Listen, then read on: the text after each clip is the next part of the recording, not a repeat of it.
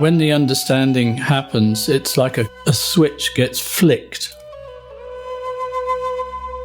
There's no understanding and then the switch gets flicked and there is a different perception. It's a sudden unconscious process of transformation, which has nothing to do with the mind. It's not decipherable as a process. Literally, the understanding becomes the action or the perception. The understanding becomes the new way of living.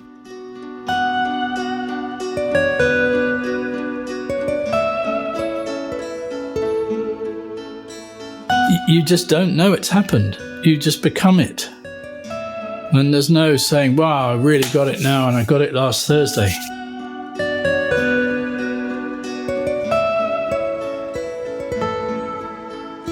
It's what the mind does. It will try and make I don't know into something known. It will do that very cleverly by creating some sort of system of not knowing.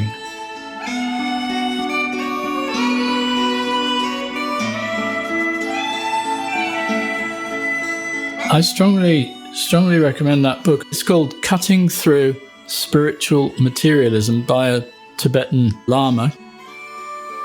This guy, really, seeing the wily ways of the mind, how it will create pseudo characters, or how can I make myself holy in the eyes of others? You know, it's so cunning. And he helps to cut through all that because he sees the workings of the mind very clearly.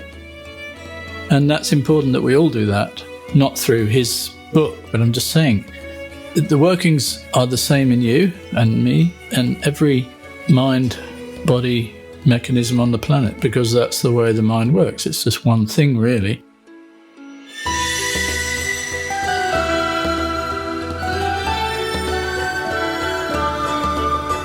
It's interesting how the psychiatry is now using hallucinogenics to stop the looping mind. All it needs is just a gap to create that space in the neurological network.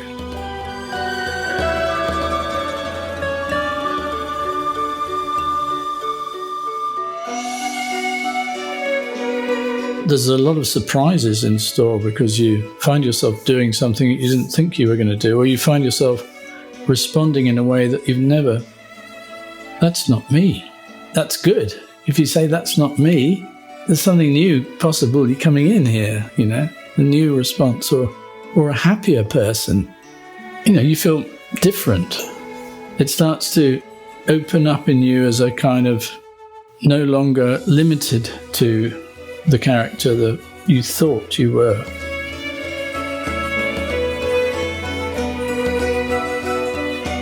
That's all that's happening, is that you're constantly letting go of the process of the re-establishment of the character. You know, it's not an action that you do and that's it, final, I got it. No. It's like walking, you know, one step and then the next one, and then there's another step and there's the next one, there's another one, and another one, and another one. And you keep moving through life, but with a totally different attitude. And those thoughts that creep in, there must be something wrong, you know, drop it. You just drop it. Those thoughts just can go, because the awareness it doesn't identify with them anymore. So you're not identifying with your direction, you're not identifying with your projections, you're not identifying with your thoughts.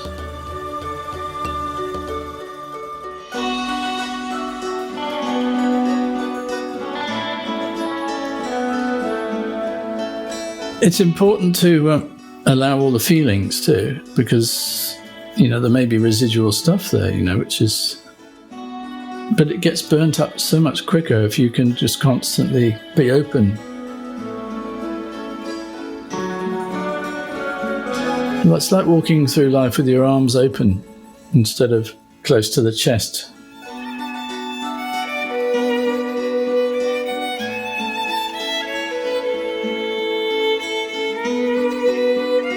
Anything that the mind comes up with to describe it has got to be dropped.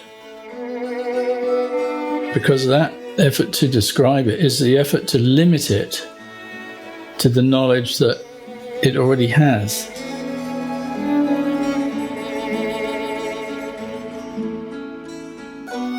So the question we need to ask ourselves is, are we ready to stop? Because I'm talking about stopping.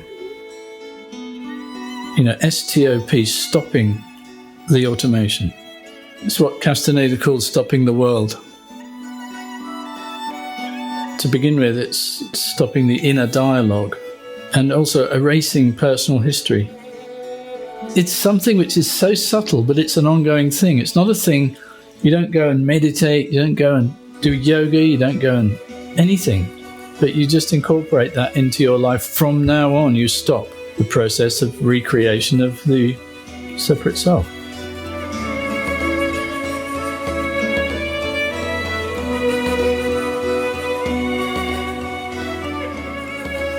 There's nothing left to do when you know that you've been taken. Nothing left to do but wait for the miracle to come.